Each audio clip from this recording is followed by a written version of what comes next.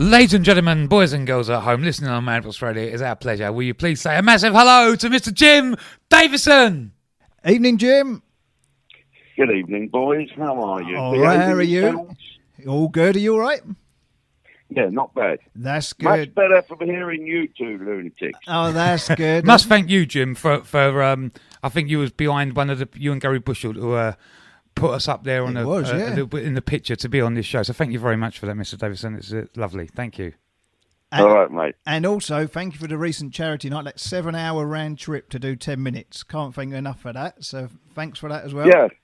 Good night, Yeah, wasn't it? I enjoyed that. It was really good, wasn't it? We it was for people that don't know, we had Jim there and Duncan Norval and Bobby Davro all on one night. We've had it recorded. Unfortunately, our mate that's recorded it is not too good at the moment, so we're hoping to get some footage on that later. But it was a good night, mate, wasn't it? It was a fantastic night. And let me tell you, yesterday we did the Care After Combat Golf Tournament, and in my buggy, playing with me for 18 holes, was Bobby Davro. Brilliant. And he drove me mad. He never stopped talking and telling jokes and doing stupid impressions. When we finished the match and he went home, I breathed a sigh of relief. I could tell you. I don't know where he gets his energy from. Brilliant. Where did you first meet you and Bobby? Like, when did you very first meet? I was sitting on a sofa years ago in the house I had, and I looked at this program. Was it New Faces or something, All Stars? And there was this young geezer came on and did an impression of me. And I thought, well, I never did. And he was quite funny and quite good. And then I walked into a friend's house, and he was sitting there with my mate, listening to one of my LPs and writing all the jokes down. So I thought, well, that's all right. Brilliant. Yeah, that's fine. That's sort of flattery, isn't it? Someone else doing your act. The first tribute artist. He still does it. He still does it, but he don't do it very well. The original tribute artist, isn't it? The original Jim Davidson tribute artist. Yeah, to you. No, he's a good lad. He's a good lad. We play a bit of golf together, go fishing together. He's good. I got to tell you that that on the charity night was one of the funniest things ever. Brilliant, wasn't it? Especially the start of the night. Yeah, you're not a double act, Jim. You're obviously a stand-up comic, but you and Davro together, I think you hijacked the end of the first half of the show, and it was absolutely brilliant. Used to on that stage, I think there was a country band on. Yeah. It were great, but you and Bobby absolutely smashed the audience. You two together was a brilliant thing to see that night. Well, do you know who was the best for that? Was Freddie Starr. Freddie Starr used to have his band. First of all, he'd lock all the dancers in the dressing room, so there'd be no dancers.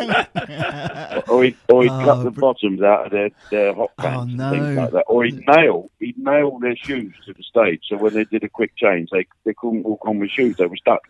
And then he'd go on and he cut the drummer's hair once while the drummer was... Yeah, well, the drummer was doing the band for this girl singer. Freddie went and cut his hair. He had really long hair. He'd give him a talk back and sides. And then he cut the trumpeter's tie off and then cut someone's trousers off. No. And then ended up letting a fire extinguisher off over the girl singer for good measure. Didn't he used to, I think a couple of times, didn't he, when another act was on, didn't he used to walk at the back like undressed more or less, just in his pants and walk like at the back of the stage, didn't he? Well, he used to do that Hitler thing, didn't he? Yeah. The impression of Hitler with the short trousers. And now, anyone who dresses up as a Nazi now is in trouble for some reason. But Freddie used to go on as Hitler in a pair of long boxer shorts. Do you know what?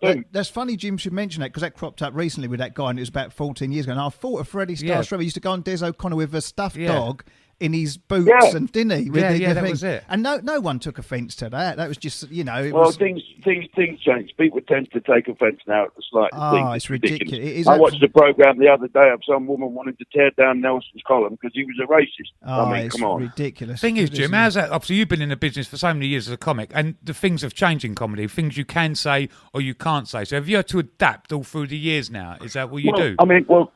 First of all, there's no rules. You can go on stage and you can do whatever you want. I don't think a comic will go on stage to upset his audience. He goes on and talks to that audience. I think what a lot of the young guys that I've seen now is that they restrict themselves. And it's not just colour, creed, gay, straight, any of that stuff. It is they do not want anyone else to be the butt of the joke. No. They think it's cruel. Well, I kind of think it's funny. I mean, Frankie Boyle, for me, I watch, and that's Frankie Boyle is more of a shock element of a comic. So he just says something completely, really like outrageous to get a laugh, and someone's like, Yeah, is it? But people, I mean, people are there watching him and they like it, and I suppose he goes home and he knows it's going to cause attention and people are going to laugh. I don't know. But I see your that's it. That's his style. Yeah. It? But if you went to see Des O'Connor and Des O'Connor suddenly started doing that, you'd be uncomfortable, and it wouldn't be that type of audience that went to see him. So you play to your own audience. Wait, Jim, and as you get older, your audience come with you. My audience are about my age now, if you know what I mean. The real interesting thing, I come to the Orchard Theatre recently to see your show, one-man show, both halves, and I thought it was absolutely amazing from start to finish, from the lighting, sound to everything. But you say what people are thinking, and your audience, and you wear your heart on your sleeve, and you have a laugh with everyone about every situation. And I'll tell you the interesting thing, my lad was at the charity night, and he loved Jim Davidson. He's 12, and because he see the funny side of everything. Do you know what I mean? It's it's just crazy, really. As people go too political. We last couple of weeks ago, me and my parents were sitting there one night, and we watched. It was on YouTube. And we had it on the TV there, and it was Jim. I got to tell you, it must be one of the funniest gigs I've ever. And even now, it's just so funny. It was Jim Davidson. I think it was Exposed. It was an audience with Jim Davidson. I think Chas and Dave. Right, Chas. Now I got to tell you, I think Chas and Dave were in the audience. You had Gloria Honeyford. Jim, it was. We sat there. My dad is 76. My mum's 72. My sister's like 35. We sat there, the four of us. Were crying, absolutely, Jim, and it was just, be honest with you, Jim, it was like 25, 30 years ago. It was so relevant. Everything you were doing on that act was so relevant to these days now as well. Do you know what I mean? Yeah, a lot of people watching that now on YouTube. I've seen it's got quite a few views, and I watched a bit the other day. What struck me is my voice is an occupier, and I'm Freestone lighter. And the air's darker. What's great? Upset myself. What's great about that you see people, like, especially if you see some of them in it, and then the celebrities, they are literally, Jim, crying. It's not like like when you watch something that makes you laugh. It's actually proper belly laugh and crying. They can't get their breath, and it is the funniest thing. I can't repeat some of it on this radio, but I was in tears. If one thing I'm going to watch on a desert island, it's going to be that. That's it. Yeah, absolutely. Well, that's good. I'm glad you enjoyed it. There was a couple of good ones around about that time. There's one I did in Portsmouth, and I recorded it on the Friday, and we went into the studio to listen to it, and the sound was all wrong. So I went back 2 days later and did another version of it. Brilliant. We had to invite an audience, so we shot the audience from the first night. We used them, but all the stuff on stage of me was me the second night. Brilliant, flipping heck. Yeah, so we couldn't get another 2,000 people in. No, 3 days later, so we had about 400 in. And we just didn't shoot them. The tricks you get up to, the things you get up to. So, obviously, with all the comedy side and, growing up and seeing the Generation Game and Big Break, which everyone misses, they really do on the telly. But obviously, recently, we've done a few events with you with the Care After Combat, which is such a fantastic charity and a real eye-opener to people like myself and everything, and the great work that you do with that. And we've had, you've had some great functions lately with that, haven't you? Yeah, we've had some good lunches, and another one coming up in the Dorchester Hotel, 12th of December, and a real good one we've got a little part of our charity which we call Carp After Combat, which all the carp fishermen have formed, and they get together and fish and have do's. And there's one in Orset Hall in Essex on the 11th of November, and that's me and Jimmy Jones together. That's going to be a crack. That's going to be a crack. And that's quite cheap, really. That's £500 for a table of 10, and you get a meal thrown in. Lovely. Give you some idea what the meal's going to be like. Probably be, egg and chips. Spaghetti hoops. Oh, brilliant. Some trout. Perhaps it'd be trout. Yeah, it'd be a carp. Eat what you catch. Bring your own carp. Yeah, eat what you catch. Oh, brilliant. No, and recently the Board, which was in London with Catherine Jenkins and Rick Wakeman and everything, and you do with all the team there such a great job, because people don't always see all the background work that goes into that, and that's a fantastic night, and you raised a fantastic amount of money for the charity too, didn't you? Yeah, we raise a lot. Unfortunately, I don't raise enough to pay for the charity, so we have to really work hard. The charity has grown so much. There's a lot of talk in the newspapers at the moment about the LIBOR fund, which was the money that the banks got fined. And George Osborne, 2 years ago or 18 months ago, gave me £1 million when he was Chancellor. Brilliant. And he said, use this to start up the charity. So we've got everything in place now. But because we look after the veterans in prison, well, I should say we don't look after them in prison. We make sure when they come out of prison that they don't go back. we try and get them to turn their back on, the mistakes that they've made and to give them a second chance, not a third or a fourth, just a second chance. Yeah. And it's now spreading around nationwide. It costs us about £900,000 a year to run it, and that is a lot of that's a lot of gigs. A lot of fundraising. That's a lot of balls to have. It's a lot of balls, mate. Do you still get a lot of funding? A lot of fundraising. Jim, do you still get funding from the government now? Well, I haven't got any funding from the government yet, but they got a letter dropped on their desk this week to say, we've just saved you £24 million. Reoffending of people who are in prison and they come out and they reoffend is at 45% in the first year, rising to up to 65% in the second year of reoffending. And we've got that down to 4% now. All the veterans that have been in prison, all the ones that's come out that we've looked after, only 4% of them have reoffended in 18 months. That's saving the government a fortune. Exactly. It's a no-brainer, really, isn't it? That is a no-brainer. Let's hope they see sense. And, Simon Weston and I have put this a thing on their desk saying, give us the tools and we'll finish the job. I mean, it's in everyone's interest. Just because they're horses, it doesn't mean they're going to get special treatment. No, if you do the crime, you do the time. But it's in everyone's interest to stop reoffending and get people to want to not break the law anymore and not get, drunk and punch the poor kebab salesman. We don't want any of that. You proved your bravery in the army. You don't need to do it down in Woolwich. No, in the High Street or whatever. Do you know what I mean? It's so great. Like, I didn't know too much about it till we, got involved a couple of years ago. But to know that someone's there for them people. Sometimes people don't have much luck in life with their family to start off with, and they go to the forces, don't they? It's sort of a sense of belonging, and they do a great job. But if something happens to you and then you come back and there's no one there for you, that must be real tragic. So what you're doing with the charity is, more than one thing, isn't it? Really, it's looking after people. A few of the guys have a problem having transitioned from the forces to civilian life. And a lot of guys get a bit screwed up with what went on, fighting a battle. Yeah. And some of the old guys from the Falklands still suffer a bit. But the guys in Afghanistan and Iraq were fighting every day. Yeah, young men, these young lads, 20 years of age, fighting off bad guys with bayonets. It's a tough old thing. So we look after them anyway. Well, it's been a massive part of your life, isn't it, the forces? You've done it from year dot, haven't you? You've always been out there performing from. You've just been a massive part of your life. I've always had a thing about uniforms.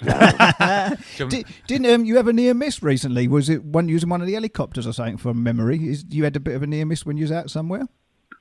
Oh, me and Catherine Jenkins nearly got shot down in a helicopter in Iraq. Yeah. And the thing banged down a bit. I think they were messing about, telling the truth. Catherine is convinced we had 2 missiles fired at us because she's done all the research and everything. But it was scary. We dropped from 3,000 feet down to 0 in about 4 seconds. Cool, blow that. Yeah, I know. Yeah, I had 2 little lumps come up in my mouth. I swallowed them quick. Brilliant. You're out doing a few theatres again, Jim, as well. There's a few cropping up, isn't there, for coming in the next couple of months? Yeah, I'm going to do what I did with the lighting and the sound and whatever. I'm going to finish off that tour, a similar sort of version of that, so 40 years on. I don't know if, because there's some of the smaller places I've been to, they can't take the lighting and the sound equipment, so I'll do a version of it with just me talking for a couple of hours. Yeah. And that'll be in November sometime. I think I'm going to Gravesend and other funny places like that. And then next year I'll do a new show. I don't know what it's going to be. No. I'm determined to just get on the side of the stage and walk on and do whatever comes into the head. Brilliant. No, it was absolutely brilliant. I said to Gary, unfortunately you couldn't come, and I said he's coming on the next one. And Claire, I said, because it was really good. And a couple of things that stick out for me in that, obviously over the years we all grew up with you, being a comedy legend and so great on the TV. And sometimes things change, don't they? You want it on the TV anymore. But I always remember you saying at the show, never give up. We all live through our life. Sometimes we have our peaks, and sometimes, we have things that don't go quite as well. But I remember you saying on the show, you just never give up. Pick yourself up. No, don't. I've always said to people who fail as well, at least you failed while daring greatly. So your soul should never lie with those timid souls who never know victory or defeat. That was something. Brilliant. And of course, the other old cliche saying is the road to success is littered with failure. So never give up. Well, you never give up. Look at you, Jim. We won't go over it all, but I know there was bit of a tough time for you recently, but then you come back again and look at you on the Big Brother, absolutely smashed it and become the nation's favourite again. How about that? Amazing. Yeah, I know. Wonderful, isn't it? Literally, you never know what's round the corner. No, literally every TV show, it was just like every lunchtime show, Loose Women, this, and Jim Davidson was like suddenly everywhere was Jim Davidson mad. I mean, the amount of followers on Twitter, and it was going crazy for you. So for you, it must have felt, was it a great feeling again to come through that? And it was a nice feeling, yeah, to get young people to actually see you and think he's not so bad. There's people in this country now that they accuse people of bigotry, don't they? But they're so bigoted themselves. If you don't like their point of view, if you don't like their outlook on life, you're I don't know. It's crazy, you're isn't a bad guy. It's like you can't say anything. I mean, we often say for a comedian, something like now. I know we touched on it earlier, but you know, you think, blind, what can you say and can't say? And I think you can say what you want. Say what you want. That's Don't it. let the politically correct police put you down. Say what you want. That's replace political correctness with courtesy. Yeah. And kindness and manners, and then you've cracked it, and it's very British. I think that's what made it for you, because I think on that Big Brother, I think you were just, and seriously, you just come out there and you were just like this normal bloke who was just being himself, and you had the laughter, you had the serious conversation, you had the laugh, but you just, and everything you thought, you said you never hold back, you just was being a proper real person. Exactly. And I think the young people as well just were like, we love this guy, Jim Yeah, Davidson. yeah, definitely. It was just like everyone was like, you know, who's Jim Davidson? The parents, but amazing. He's that famous Charlton fan. Yeah, and then the thing, you and Dappy, wasn't it? I mean, all the young, you and that Dappy become like great, like your little son in there, wasn't he? And that was a great thing. It was a great thing to see you two. I just think it captured the heart of the nation that year. And then Jim Davidson was reborn, as they say. Yeah. I'll have to The have second coming. I'll have to go in the jungle. Well, Jim, would you do it? If you get offered it, will you do the jungle? Every girl has her price. All right, we'll have to fix that up. Yeah. Love to see you, wouldn't it? Oh, it'd be brilliant. It'd absolutely be brilliant, wouldn't it? Well, especially with all the military all your military training, Jim. Friends and things. They give you a few tips. Yeah, definitely. No, I don't do any military training. I watch them do it. Yeah, brilliant. We had the recent event at Brands Hatch. I remember going there with Jim, and we got there for a meeting about a couple of years ago now, and they said, they got a car ready for you. Do you want to race around a track? And I'm thinking, please, God, don't let them go. And Jim said, no, I do not, thank you. I thought, thank God for that, because someone else driving. No, I don't want to do all that. I've done my time. Funny enough, I learned how to scuba dive with the SAS. And I jumped out of aeroplanes with the Paras, and I've driven a Land Rover completely underwater with the SBS. Really? And I've had sailed down from helicopters with the Navy, and I've been dumped on top of mountains by the Marines. That's enough. Yeah. So the jungle. I don't want any more. The jungle would be a dodder, wouldn't it? Jungle will be a dodder. Well, it's not a jungle, is it? It's a TV studio in the back of an hotel with a few plants stuck around. And every night a bloke throws out for ants in or something. Good, Charlie, I don't like spiders, though. I'm not a lover of spiders. Yeah. You've seen. It makes me laugh, you know. They're starving hungry, and yet they put them in a cave with a snake. Well, eat the snake. Brilliant. One geezer ate a rat, didn't he? That Italian bloke. Yeah, Gino De Campo. He got arrested. He got arrested, in Australia for eating a rat. But you wouldn't you? Of course you would. Well, I mean, that's normal fare in Plumstead when I was growing up. Oh, brilliant. And we did touch on Charlton. Me and Jim are both Charlton fans, and we go up there for our sins and that. But I think we're turning a corner coming back. Saturday was great. Last night weren't so good, but it's turning a corner. But it's good social, nice people up there, down to earth. So fingers crossed for a good season. Well, I'm the other side of the water to you two boys. I'm the claret and blue boys. Yeah. So we've had a bad start. But no, I used to like them when I was a kid. In fact, my lawyer, Henry Brandman, is West Ham's lawyer. Oh, really? Brilliant. I bet he's busy. I bet he's busy. So I get to hear all what's going on. So tell us, do you know anything? They mention you boys. You're going to get banned. That was. I don't know if that was a good thing or not. They're moving to that Olympic Stadium. Do you think it took a bit of the spirit away from West Ham? We're a West Ham fan. Definitely, yeah. But it's what happens in life. I suppose you move on. Things change, don't that's they? the way it happens. Things change. Brilliant. Well, thanks for coming on, Jim. It's always a pleasure to all talk right, to you. Boys, And I'm going to go I'm going to go and have me dinner. Jim, can I just leave you with one thing? If you can leave us with we just mentioned earlier on when we come on the show, we asked our other guests as well. I know we lost Bruce Forsyth a few weeks ago. So any memories of Bruce, and what was he like as a bloke? Well, I didn't know Bruce that well. Oh, really? And no, the BBC called me when he passed on and said, "Would you like to say something?" I said, "I've got nothing to say. I don't know him. I know Paul Goodmore and I know Bruce Forsyth."